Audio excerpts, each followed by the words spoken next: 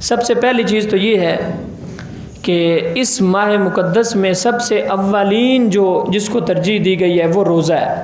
یعنی پہلی کوشش تو یہ ہونی چاہیے کہ ہمارا روزہ کوئی بھی قضا نہ ہو، چونکہ فرض ہے. کتب علیکم الصیام، تم پر روزے فرض کیے گئے ہیں. پہلی چیز یہ ہے کہ روزے کا اہتمام کیا جائے، روزہ نہ چھوڑا جائے. دوسری چیز، رمضان میں روزے کے بعد وہ ہے فرض نمازوں کا اہتمام. فرض نمازوں کا اہتمام ضروری ہے.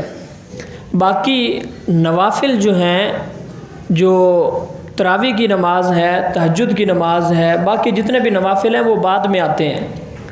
لیکن سب سے بنیادی چیز یہ ہے، وہ بندہ جو کوتاہی کرتا ہے رمضان کے علاوہ نماز، فرض نماز بھی نہیں پڑھتا، اگر وہ اس چیز کا اہتمام کر لیتا ہے کہ پورا مہینہ روزہ رکھے اور اس کے ساتھ کم از کم یہ 30 دن جتنے بھی روزے ہوں اس کی ایک نماز بھی قضا نہ ہو.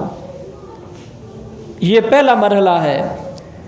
پہلا مرحلہ یعنی فرائض جو ہیں ان کو کم از کم ان کے وقت میں ادا کیا جائے. تیسری بات اس کے بعد پھر آتی ہے، وہ ہے نوافل کا اہتمام اور تراویح کا اہتمام. چونکہ حضور صلی اللہ علیہ وآلہ وسلم نے رمضان میں رات کے قیام کو بہت اس کی آپ نے ترغیب دی ہے. آپ نے ارشاد فرمایا، من قام رمضان، جس بندے نے رمضان کے مہینے میں قیام کیا، ایمانا و احتسابا، ایمان کے ساتھ اور ثواب کی نیت سے، غفر لہ ما تقدم من ذنبہ، تو اللہ تعالیٰ اس کے گزشتہ سارے گناہ معاف کر دے گا. یعنی قیام جو ہے رات کا، چونکہ یہ بھی حضور صلی اللہ علیہ وسلم نے ارشاد فرمایا کہ اس ماہ مقدس میں اللہ تعالیٰ نوافل کو فرائض کا درجہ دے دیتا ہے اور ایک فرض کو 70 فرائض کے برابر کر دیتا ہے. تو تراویح کی جماعت ہوتی ہے، فرض نماز پہلے مکمل کرے 5، اس کے بعد کوشش کرے کہ تراویح کی نماز اس کو پڑھے، اس کا اہتمام کرے. اور یہ قیام جو ہے، ایک تو یہ رات کی تراویح ہے، دوسرا اس کے ساتھ جو ایک اور اہتمام کرنا ہے وہ تہجد کے نوافل ہیں. یاد رکھیں کہ فرض نماز کے بعد اللہ کے ہاں جو سب سے محبوب نماز ہے وہ تہجد کی نماز ہے. یہ رمضان کے 30 دن یہ تو موقع ہے ہر بندے کے پاس، کم از کم سال کو اگر 12 حصوں میں تقسیم کریں گے تو 12واں حصہ تو ہم تہجد کی نماز پڑھ لیں گے نا ایک سال میں. یعنی 30 دن جو ہے، سحری کے لیے اٹھیں، کوشش کریں 10-15 منٹ پہلے جاگ جائیں جب اٹھنا ہی ہے. اور یہ چند گنتی کے ایام معدودات، اللہ نے کہا ہے گنتی کے چند دن ہیں. اٹھے سحری سے پہلے کوشش کریں، وضو کر کے اچھے طریقے سے تہجد کے نفل پڑھ لیں، جتنا بھی ٹائم ہو، 2، 4، 6، 8، اس کا اہتمام ضرور کریں. 4 چیزیں میں نے آپ کے سامنے ذکر کی ہیں ابھی تک. پہلی بات یہ ہے کہ فرض روزے کا اہتمام، دوسری چیز فرض نمازوں کا اہتمام، تیسری چیز تراویح کا اہتمام، چوتھی تہجد کا. تراویح اور تہجد دونوں قیام اللیل ہے اور اس کی حضور صلی اللہ علیہ وسلم نے بڑی ترغیب دی ہے. 5ویں بات، ایک اور کام جو اس میں ہمیں کرنا ہے اگر ہو سکے آسانی کے ساتھ، تو وہ یہ ہے کہ روزہ افطار کروائیں. اس کی بہت زیادہ فضیلت بیان کی گئی ہے اور اس سے مراد وہ ہماری رسمی افطار پارٹیاں نہیں ہیں. یعنی کوئی ایسا گھر تلاش کیا جائے جس کے گھر میں جتنا بھی اپنی طاقت اور بساط کے مطابق ہو، روزوں کی سحری اور افطاری کا سامان بھیج دیا جائے جس سے وہ روزہ رکھیں. اور حضور فرماتے ہیں کہ جتنا اس کو ثواب ملے گا اتنا تمہیں بھی ثواب عطا کیا جائے گا. ہر شخص کی اپنی طاقت اور بساط ہے، اس کے مطابق، اور جو مستحق لوگ ہیں ان کو ان کے گھر میں خاموشی کے ساتھ جو ہے وہ راشن پہنچا دیا جائے. 6ٹھی چیز، حضرت عائشہ فرماتی ہیں کہ حضور صلی اللہ علیہ وسلم کی طبیعت نہایت سخی اور فیاض تھی، لیکن رمضان میں حضور صلی اللہ علیہ وسلم کی طبیعت میں سخاوت، آپ کی فیاضی بڑھ جاتی تھی. فرماتے ہیں کہ جس طرح تیز آندھی ہوتی ہے حضور اس طرح رمضان میں خرچ کیا کرتے تھے. تو یہ کام اگر ہو سکے تو یہ بھی ضرور کرنا چاہیے. 7ویں چیز، ماہ رمضان کو ماہ قرآن کہا گیا ہے۔ رمضان اور قرآن کا بڑا گہرا تعلق ہے۔ اس چیز پر مجھے اور آپ کو توجہ دینی ہے کہ اس رمضان میں ہم قرآن کے ساتھ اپنا کتنا تعلق قائم کر سکتے ہیں۔ حضور صلی اللہ علیہ وسلم بہت زیادہ قرآن مجید کی تلاوت کیا کرتے تھے رمضان میں، سنتے بھی تھے اور پڑھتے بھی تھے، یہ حضور کا معمول تھا۔ تو ہمارے لیے کیا ہے؟ سب سے پہلے تو وہ شخص جنہیں ناظرہ قرآن نہیں پڑھنا آتا، اگر بچپن میں کہیں پڑھا تھا اور اس کے بعد پھر کبھی قرآن مجید کو ختم نہیں کیا، تو آپ آئیں مسجد میں، قاری صاحب ہیں یا کوئی گھر میں قرآن مجید پڑھنے والا ہے، اس کو سنائیں قرآن مجید، اپنی غلطیاں درست کریں، تلفظ ٹھیک کریں۔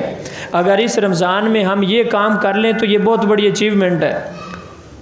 وہ لوگ جنہوں نے ناظرہ قرآن پڑھا تھا یا اچھے طریقے سے نہیں پڑھ سکتے تو کوئی حرج کی بات نہیں ہے۔ قرآن مجید اب ہمارے پاس وقت ہے تو ہم اس کو کوشش کریں، ہم کوشش تو کریں، لیکن ہم نے کوشش ہی نہیں کی۔ تو رمضان شریف کا اور قرآن کا بڑا گہرا تعلق ہے۔ ایک چیز تو یہ ہے قرآن اپنا درست کر لیں اس رمضان میں۔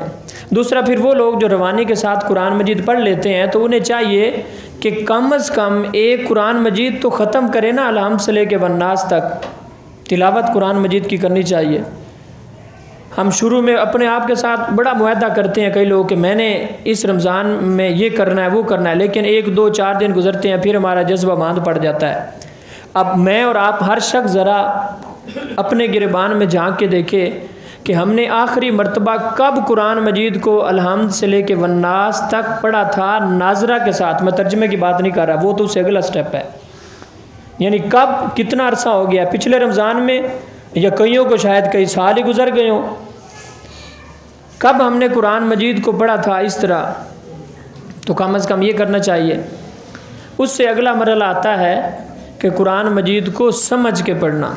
تو اس کی کئی شکلیں صورتیں ہیں۔ ہماری مسجد میں بھی روزانہ درس ہوتا ہے تو اس میں شریک ہوں یا خود قرآن مجید کو ترجمے کے ساتھ پڑھیں، اور اس میں سے جہاں کوئی سمجھ نہ آئے نشان لگا لیں، تو جاننے والا ہے اس سے پوچھیں۔ یہ قرآن مجید کا مہینہ ہے رمضان شریف، اگر ہم رمضان میں قرآن کے ساتھ تعلق قائم کرنے میں کامیاب ہو جائیں تو سمجھ لیں بہت بڑی کامیابی ہے۔ اور کیا پتہ کہ یہ ہماری روٹین پورے سال کی روٹین بن جائے اور پھر روزانہ ہم اپنے دن کا آغاز ہی قرآن مجید کی تلاوت سے کریں تو کتنا اچھا ہے۔